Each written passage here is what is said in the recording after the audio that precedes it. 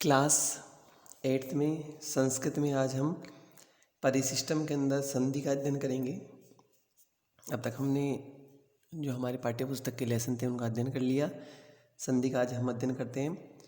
पूर्व पदस्य अंतिम वर्णेन समम उत्तर पदस्य पूर्व वर्णस्य मेलनेन यत् परिवर्तनम भवति तत्संधि इति।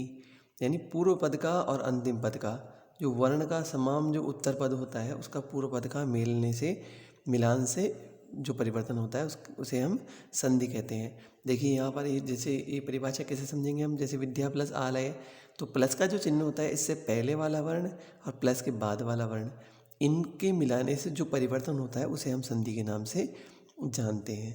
यानी पहले पद का अंतिम वर्ण और दूसरे पद का प्रथम वर्ण। विद्या प्लस आलय शब्द बनेगा विद्यालय। एवमेव यदि प्लस अपि यद्यपि कवि प्लस इंद्र कवींद्र सामान्यतया संधि त्रिविधः तत्यतः। यानी इस प्रकार यदि प्लस अपि यद्यपि शब्द बनता है, कवि प्लस इंद्र कवींद्र शब्द बनता है। सामान्यतः संधि 3 प्रकार की होती है। कौन कौन सी होती है? सबसे पहले हम देखें स्वर संधि, जिसको हम अच संधि के नाम से जानते हैं। व्यंजन संधि, जिसे हम हलत संधि के नाम से जानते हैं। और तीसरी विसर्ग संधि। अब हमारे पास में पहला है स्वर संधि। सबसे पहले हम स्वर संधि का अध्ययन करेंगे। स्वर वर्णेन सह स्वर वर्ण से मेलनम स्वर संधि कथ्यते। यानी स्वर संधि के कब होती है? जब स्वर का स्वर से मेल होता है तो स्वर संधि कहलाती है। संस्कृत भाषायां स्वीकृतः स्वर वर्णः इमे सन्ति ए आ ई उ री ली ए ऐ औ औ स्वर संध्यो एतेषां परस्पर मेलनम भवति। अत्र केचित् विशिष्टा संध्या उल्लेखनीया। यहाँ पर ये बताना चाहते हैं जो हमारे पास स्वर है ए ई उ री ए ओ ऐ औ, जो हमारे पास ये वर्ण है, इन वर्ण के मेल करने से या मिलाने से जो परिवर्तन विकार उत्पन्न होता है उसे हम स्वर संधि के नाम से जानते हैं। सबसे पहले है हमारे पास में दीर्घ संधि। ए ई उ री ऋस्वेभ्यो दीर्घेभ्यो वर्णे वेति वर्णेभ्यः परमम् ए ई उ री वेति ऋस्वा दीर्घा वा वर्णाः भवन्ति चेत् त्वयोः मेलनेन दीर्घः भवति। इसका सूत्र है अका सवर्णे दीर्घः। यानी ये कहना चाहते हैं ए ई उ और री, ये चारों वर्ण या तो दीर्घ हो या ऋस्व हो, कैसी भी अगर परिस्थिति में हो तो इसका दीर्घ ही बनता है। एक अक प्रत्याहार आता है, उसमें सवर्ण करने से, अपने ही वर्ण के समान करने से दीर्घ हो जाता है। जैसे मुर प्लस अरी मुरारी। जैसे देखिए रे के अंदर ए है, इधर भी ए है, तो ए प्लस ए मिल के आ हो गया तो मुरारी शब्द बना। इस प्रकार ये आपके पास उदाहरण है ए के। फिर हम जैसे ई का उदाहरण देख लें। कवि प्लस इंद्र है, इधर छोटी ई है, इधर भी छोटी ई है, तो दोनों छोटी ई को मिलाने के बाद में बड़ी ई हो गई तो कविंद्र शब्द बना। ऐसे ऊ का उदाहरण देख लेते हैं। भानु प्लस उदय, तो भानु छोटा ऊ है, इधर भी छोटा ऊ है उदय के अंदर, तो दोनों को मिला के बड़ा ऊ हो जाएगा भानुदय है। इसके बाद में हम री का उदाहरण देखते हैं। जैसे पितृ प्लस ऋणम, तो इधर री है, इधर भी री है, तो इसमें क्या हो जाएगा? दीर्घ री हो जाएगा। पितृ प्लस ऋणम, ये दीर्घ मात्रा हो जाएगी, यहाँ पर ये डबल मात्रा लग जाएगी। ठीक है। सामान्य नियम है यहाँ पर दे रखा है, इसको आप देख लें जो हमने अभी पढ़ा। अब हम दूसरी संधि जो हमारे पास यण संधि, उसका अध्ययन करते हैं। यण संधि ई उ री वेति वर्णस्य पश्चात भिन्न स्वर वर्णा भवति चेत् ई उ री एतेषां स्थाने क्रमशः य व र आदेशः भवति। सूत्र एको यणजी। यहाँ पर ये बताना चाहते हैं ई उ री और री, ये 4 वर्ण हैं। इनमें अगर भिन्न आ जाता है, पहले वाले में समान था, इसमें भिन्न आ जाएगा तो ई के स्थान पर यह हो जाएगा, उ के स्थान पर वह होगा, री के स्थान पर रह होगा और री के स्थान पर ल होगा। इसका सूत्र है इको यणजी। इक प्रत्याहार का यण प्रत्याहार हो जाएगा। हमारे पास यहाँ जैसे कुछ उदाहरण है। जैसे यदि प्लस अपि, यदि के अंदर देखिए ई शब्द आ गया, इधर भिन्न स्वर आ गया, तो ई का हमें क्या करना है? यह, तो द और ये मिलकर ध्य बनता है, तो यदि प्लस अपि का यद्यपि बनेगा।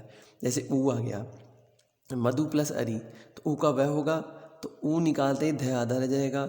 मद और ऊ का वह कर दिया, वह में ए मिला दिया, तो वह पूरा हो गया री, तो मदवरी शब्द बन गया। तो अरि के भी यहाँ विसर्ग है, तो यहाँ मदवरी के भी विसर्ग लग गया। इस प्रकार जैसे री का उदाहरण है, पितृ प्लस आदेश है, तो री हो गया, री का हम रे करते हैं, तो तय और रे मिलकर त्रय बनता है। आ मिला दिया ता, त्रा हो जाएगा। तो ये हो जाएगा पित्रादेश है, ये देश है शब्द बनेगा। ठीक है, फिर आगे है लृ। लृ प्लस आकृति, लृ का लय होता है, आ मिलाते ला शब्द बन गया, लाकृति शब्द बन गया। ये कुछ सामान्य नियम इनको आप देख लें। फिर हम पढ़ते हैं गुण संधि के बारे में। तीसरी संधि है गुण संधि। ए आ इत्यनयोः पश्चात ई उ रि लृ वेति वर्ण आगच्छति चेत क्रमशः ए ओ अर अल वा भवति। यहाँ पर ये बताना चाहते हैं ए आ के बाद में ई उ री लृ ये वर्ण आते हैं तो इनके बाद में ई का ए हो जाता है, उ का ओ हो जाता है, री का अर होता है और लृ का अल हो जाता है। तो देव प्लस इंद्र है, ए के बाद में ई आ गया तो ई का हम क्या करेंगे, ए करेंगे, तो देवेंद्र है। ई के बाद में हम जैसे ऊ आ गया तो ऊ का क्या होता है, ऊ का ओ होता है। तो पर प्लस उपकार है, परोपकार है शब्द बन गया हमारे पास में।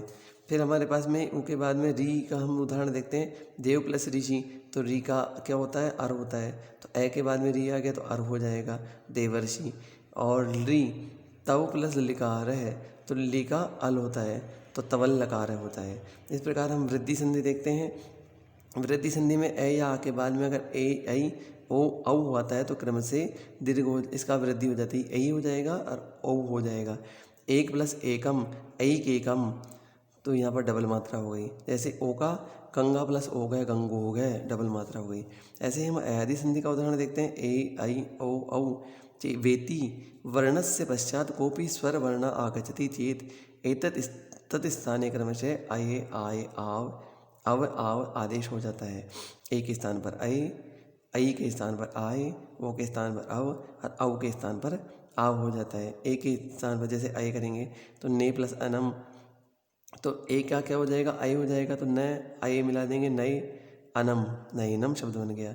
डबल मात्रा है तो क्या होगा, आय, तो गाय गायक है। पो अब होगा तो पवनम, औ की मात्रा होगी तो पावक है। इस प्रकार हमने इस संधि का अध्ययन किया। तो आपके पास में आज आपको गृह कार्य के रूप में संधि की परिभाषा लिखनी है, संधि के तीनों भेदों के बारे में लिखना है, स्वर संधि की परिभाषा लिखनी है, और हमारे पास में जो 5 संधियाँ हैं इनकी 5 संधि की परिभाषा लिख के इनके आपको इससे संबंधित उदाहरण आपके नोटबुक में, जैसे स्वर संधि के उदाहरण ए ई उ री के ली के 5 उदाहरण हैं तो 5 लिखने हैं। इस प्रकार जैसे यण संधि है तो ई उ री ली, ये 4 उदाहरण है, चारों आपको लिखने हैं। जिस प्रकार संधि जो जो नियम बनते हैं उसके उदाहरण, जैसे गुण संधि है आपके पास में तो गुण संधि में आपका ई उ री ली है, इससे संबंधित 4 उदाहरण लिखने हैं। वृद्धि में ए ऐ औ ये 4 उदाहरण लिखने हैं, और अयादि के भी आपको 4 उदाहरण नोटबुक में गृह कार्य के रूप में हल करके जाँच करवाने हैं।